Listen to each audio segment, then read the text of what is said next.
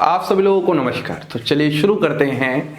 जो हमारा एग्जाम जून एग्जाम नवंबर में हुआ था उसकी ऑर्गेनिक केमिस्ट्री की एनालिसिस की बात करते हैं, क्योंकि इस चैनल पर ऑर्गेनिक से रिलेटेड ही सारा कंटेंट अभी तक मैंने डाल रखा हुआ है।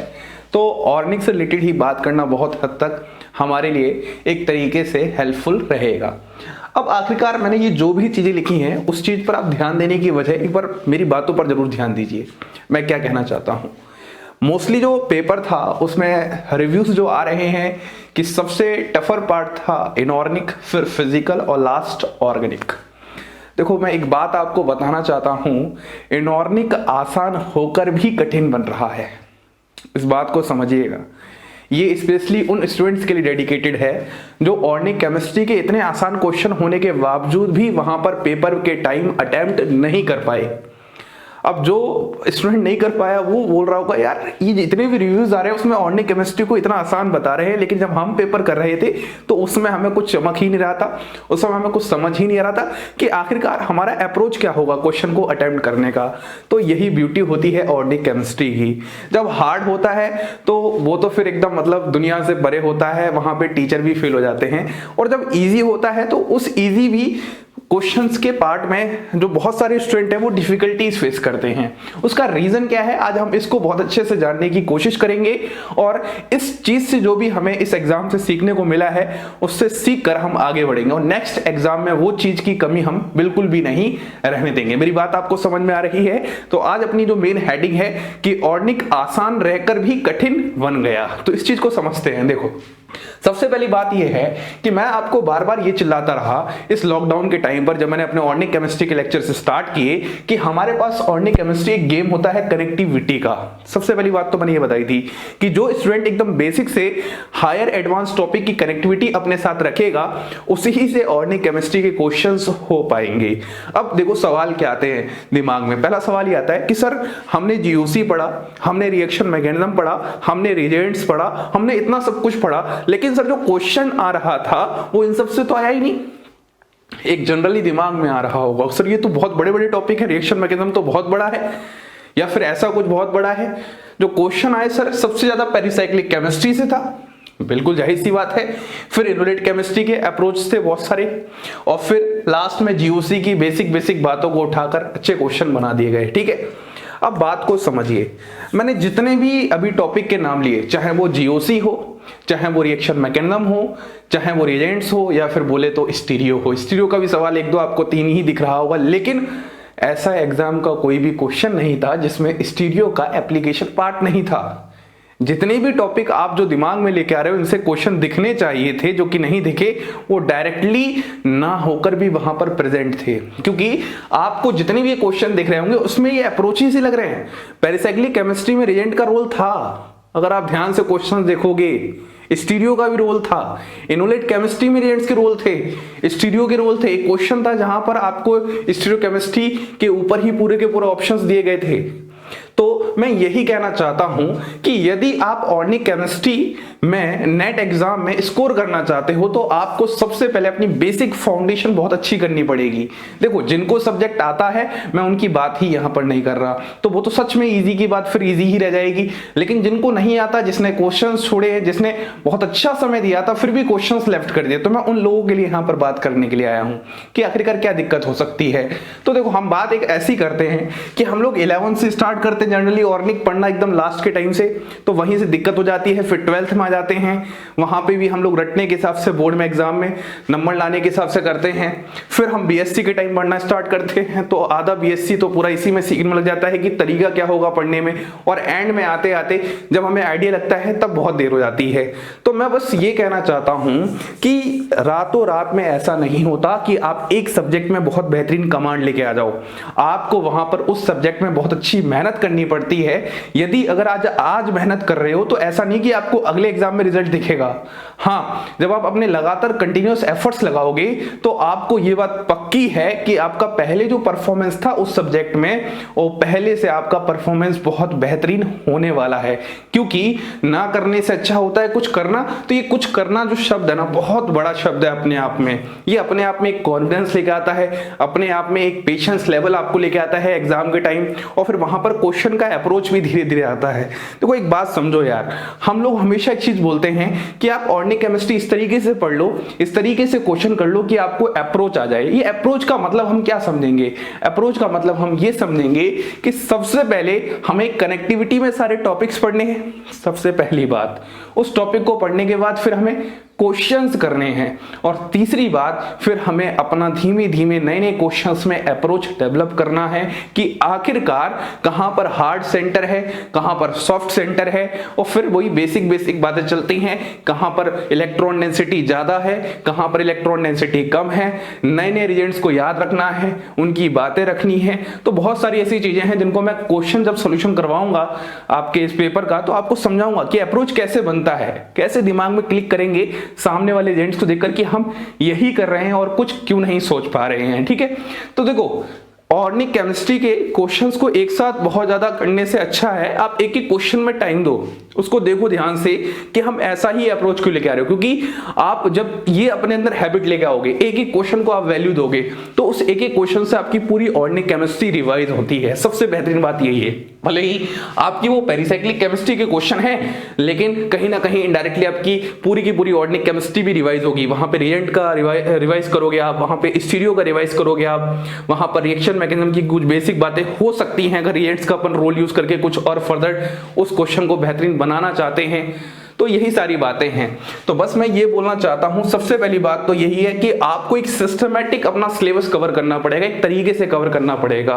सबसे पहले आपको जीओसी से चीजें स्टार्ट करनी पड़ेंगी, फिर आपको रिएक्शन मैकेनिज्म में जाना पड़ेगा, फिर आपको रिएजेंट्स में जाना पड़ेगा। तो इससे आपका ऑर्गेनिक केमिस्ट्री के प्रति एक लगाव आ जाएगा। जैसे ही लगाव आ जाए, फिर आप अपने आप को थोड़ा सा और अपर पार्ट पे लेके जाइए, जहां पर आप name reactions based, pericyclic chemistry based ये सारी चीजें पढ़ना स्टार्ट करो, और फिर लास्ट में स्पेक्ट्रोस्कोपी वगैरह जैसे टॉपिक्स होते हैं। फिर दूसरी बात क्या थी, फिर क्वेश्चन प्रैक्टिस करने से अप्रोच बनाएगा। सीधी बात है, जितने ज्यादा आप क्वेश्चंस प्रैक्टिस करोगे आपको आइडिया लगेगा ऐसा नहीं ऐसा होता है। और फिर एक लाइन आती है अपनी, एक बार सीख जाओ करना क्या होता है, फिर तो वही करना होता है जो हो रहा होता है। मतलब वो जो लाइन है एक्चुअली डेडिकेटेड इसी ही पॉइंट के लिए है। आप उस लाइन को बहुत गहरे मतलब से समझिए कि एक बार अगर आपको आइडिया लगेगा कि जो CHO है, एल्डिहाइड है, उसका जो कार्बोनिल का कार्बन है वो इलेक्ट्रॉन डेफिशिएंट है, तो वैसा ही रहता है। आपको तो सामने से न्यूक्लियोफाइल को सर्च करना है और उस न्यूक्लियोफाइल को अटैक करवाना है।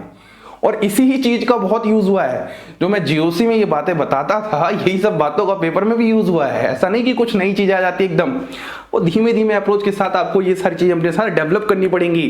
कभी कभी न्यूक्लियोफाइल डरावने आ जाते हैं, कभी कभी इलेक्ट्रोफाइल डरावने आते हैं, बस हमें पहचानना आना चाहिए। ठीक है, उसके बाद लास्ट में जब आप इतना बहुत सिस्टमेटिकली कर लोगे, तब आप एग्जाम में क्वेश्चन देखने लायक बनोगे। देखो मैं ये नहीं बोल रहा कि आप एग्जाम में क्वेश्चन सारे के सारे अटेम्प्ट करके आ पाओगे, लेकिन हाँ आप इतनी काबिलियत रख पाओगे कि क्वेश्चन को देखकर ये देख लोगे कि मुझे क्या ये क्वेश्चन अटेम्प्ट करना भी है या फिर इस क्वेश्चन को लेफ्ट करना है। क्योंकि ऑर्गेनिक केमिस्ट्री एक ऐसा पोर्शन है जिसमें आपको सबसे पहले तो ये सेलेक्ट करना होगा, क्या इसमें क्वेश्चन को अटेम्प्ट करूं या इस क्वेश्चन को मैं लेफ्ट करूं। अगर अटेम्प्ट करूं तो अटेम्प्ट करते समय मेरा अप्रोच क्या होगा, और सबसे इंपॉर्टेंट बात ऑर्गेनिक केमिस्ट्री के अगर आपको ऑप्शंस लगाने हैं तो आपको पहले ऑप्शंस भी देखने पड़ेंगे।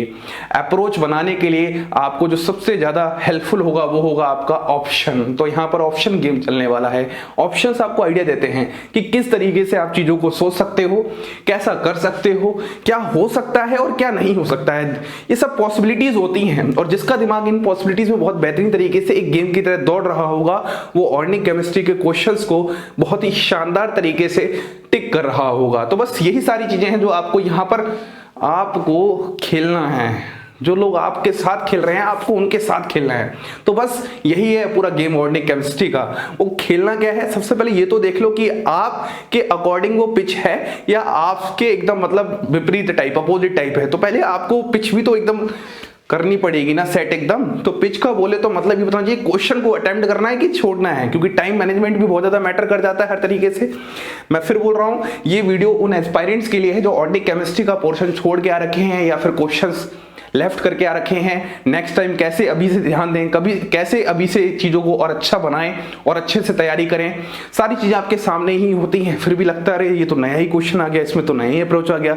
जब मैं बताऊंगा अरे हाँ सर, ये तो हमने सीखा हुआ था, बस हमने वहां पर एक अप्रोच नहीं बना पाया। तो बस ये सब बातें हम यहाँ पर करने वाले हैं अपने सॉल्यूशंस के टाइम में। थोड़ा सा पेशेंस रखिएगा, जल्दबाजी में कुछ नहीं है। जो एग्जाम हो चुका है उससे क्या सीखेंगे, उस चीज को थोड़ा सा पेशेंस के साथ सीखोगे तो और मजा आएगा, ठीक है। अब देखो, इस एग्जाम की अगर मैं रिव्यू की बात करता हूं तो सबसे ज्यादा पेरिसाइक्लिक केमिस्ट्री। जितने भी स्टूडेंट ऐप पर जुड़े होंगे देख लेना यार, एक एक टॉपिक जो जो आपको पढ़ाया है इतना डिटेल में 37 लेक्चर्स ऑलमोस्ट, उसमें सब कुछ कंप्लीट हो रखा है। सारी बातें कंप्लीट हो रखी हैं। इलेक्ट्रोसाइक्लिक रिएक्शन, फिर नाजारो साइक्लाइजेशन से एज इट इज क्वेश्चन आ रखा है अपनी कॉपी का। उसके बाद अपने पास आ रखा है साइक्लो एडिशन का क्वेश्चन आ रखा है। Sigma tropic rearrangement, Claisen rearrangement दो बार लगानी होती है। सारी बातें अपन ने कर रखी है। आइलैंड क्लेजन ये सारी बातें अपन ने सीख रखी है बढ़िया से। तो पेरिसाइक्लिक केमिस्ट्री तो मतलब जिसने अगर पढ़ रखी है ना अच्छे से तो वो कर सकता है। अब बात समझना यहाँ पर ध्यान से। बहुत सारे लोग ऐसा बोलेंगे कि आप सिर्फ पेरिसाइक्लिक केमिस्ट्री ही पढ़ लेते, लेकिन ऐसा नहीं होता। ऑर्गेनिक केमिस्ट्री इतनी आसान नहीं है। इतनी आसान होती तो सब पेरिसाइक्लिक केमिस्ट्री पढ़ के अच्छा स्कोर कर रहे होते हर एग्जाम में। अरे पेरिसाइक्लिक केमिस्ट्री पढ़ने से पहले आपका फाउंडेशन तो क्लियर होना चाहिए। आपको ऑर्गेनिक केमिस्ट्री में इंटरेस्ट तो आना चाहिए, और वो इंटरेस्ट आपके बेसिक टॉपिक्स करवाने वाले हैं, ठीक है। उसके बाद इनोलेट केमिस्ट्री, ये टॉपिक देखो यार, इनोलेट केमिस्ट्री नेम रिएक्शंस के पार्ट में आ जाता है एक तरीके से, जहां पर एल्डोल, माइकल एडिशन, ये सारी रिएक्शंस होती हैं। मैनिच रिएक्शन है ना, यूट्यूब पे ऑलरेडी मैंने पढ़ा भी रखा हो, तो वो बेसिक आइडिया से आपकी चीजें ऑलमोस्ट सॉल्व हो जाएंगी। Thermodynamic control product, kinetic control product, ऐसे ही क्वेश्चन डायरेक्ट आ चुका है। कौन सी कंडीशन पे होगा, कौन सी पे नहीं होगा, तो इससे भी 3-4 क्वेश्चन ऑलमोस्ट पूछे गए हैं। और इसी के बेस पे थोड़ा सा 1-2 बेसिक रिएक्शंस और पूछ ली गई हैं।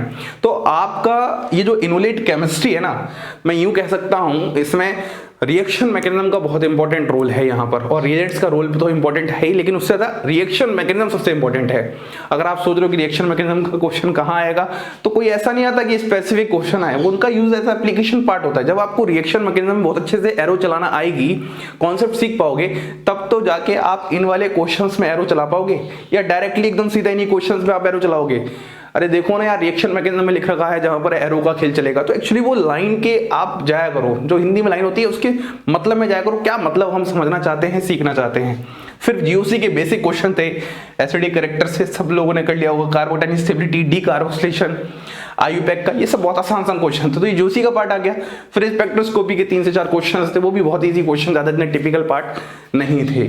अब देखो, ये मेनली आपको क्वेश्चन इसके दिख रहे होंगे, लेकिन उन टॉपिक का जो बिन बोला है बुराती थे, है ना, तो मतलब बिन बुलाए मेहमान कह लो आप एक तरीके से। जीओसी, रिएक्शन मैकेनिज्म, रिएजेंट, स्टोइकोकेमिस्ट्री, आप एक बात अपने दिमाग में फिट कर लो, अगर आपको ऑर्गेनिक केमिस्ट्री में सच में स्कोर करना है पेपर के टाइम, तो ये टॉपिक तो ऐसे हैं कि आप इनके बिना तो ऑर्गेनिक केमिस्ट्री कभी आगे कर ही नहीं पाओगे। चाहे फिर आप जीओसी की बात कर लो, रिएक्शन मैकेनिज्म की बात कर लो, रिएजेंट्स की बात कर लो, और स्टीरियोकेमिस्ट्री। मैंने इतना स्टीरियोकेमिस्ट्री पढ़ाया तो आधे लोग सोच रहे होंगे सर इससे तो 1-2-3 क्वेश्चन है, पूरा का पूरा आपका जितना भी था सब में स्टीरियो का देखो ना यार, कहीं ना कहीं रिएक्टेंट में स्टीरियो है, कहीं ना कहीं प्रोडक्ट में स्टीरियो है, तो ये सब स्टीरियो एक एप्लीकेशन पार्ट है। आप जब हायर एग्जाम की तैयारी कर रहे हो, नेट एग्जाम की, तो आप स्टीरियो को एक कोई चैप्टर मत मानो, आप तो अपने दिमाग में ये फिट करो, स्टीरियो एक ऐसी चीज है जो हर चैप्टर के साथ मिक्स्ड होती है। हर चैप्टर के साथ, जैसे नमक होता है अपनी हर सब्जी के साथ मिक्स होता है, वैसे ही आप इसको नमक की तरह समझो यार। अगर नमक नहीं होगा तो सब्जी खराब, वैसे ये सारी सब्जियों के लिए ये नमक बहुत इंपॉर्टेंट है, बहुत ज्यादा इंपॉर्टेंट है। इसको तो आपको बहुत अच्छा करना ही था, क्योंकि यहीं से आपके क्वेश्चंस इन सब में अप्रोचेबल होंगे। नहीं तो आपको क्या पता कि अटैक कहां से होगा, वेज अटैक होगा, डैश अटैक होगा, अरे बोलिए। तो यहाँ पर रिएक्शन से रिलेटेड स्टीरियोकेमिस्ट्री का एक एप्लीकेशन पार्ट जो होता है वो यहीं से आता है। तो कुल मिला के मैं यही सिखाना चाहता था कि पेपर ओवरऑल इजी था, लेकिन इजी होने के बाद भी जो कठिन आप बोल रहे हो, तो कहीं ना कहीं हमारे कारण यही है कि हमने इसको अप्रोचेबल अपने लिए नहीं बना पाया। ठीक है, तो आप क्वेश्चंस को अपन देखेंगे, एक एक करके समझेंगे क्या अप्रोच हो सकता है, किस तरीके से अटेम्प्ट करेंगे, और आने वाले एग्जाम्स की और बेहतरीन तैयारी करेंगे, ताकि जो कमियां इस एग्जाम में रह गई हैं वो कमियां अगले एग्जाम में ना आ पाए। बाकी आप लोग बताइएगा, जो भी लोग यूट्यूब के थ्रू जुड़े हैं, जिन्होंने पूरी सीरीज देखी हो, रिएजेंट, जीओसी, रिएक्शन मैकेनिज्म, क्या आपके लिए हेल्पफुल थी या नहीं थी, तो फ्यूचर में ऐसा कुछ और बेहतरीन से अपन करेंगे तो ऑर्गेनिक केमिस्ट्री में और आप लोगों के लिए आसान बना सकूं। ठीक है, इसी के साथ आप सभी लोगों को धन्यवाद।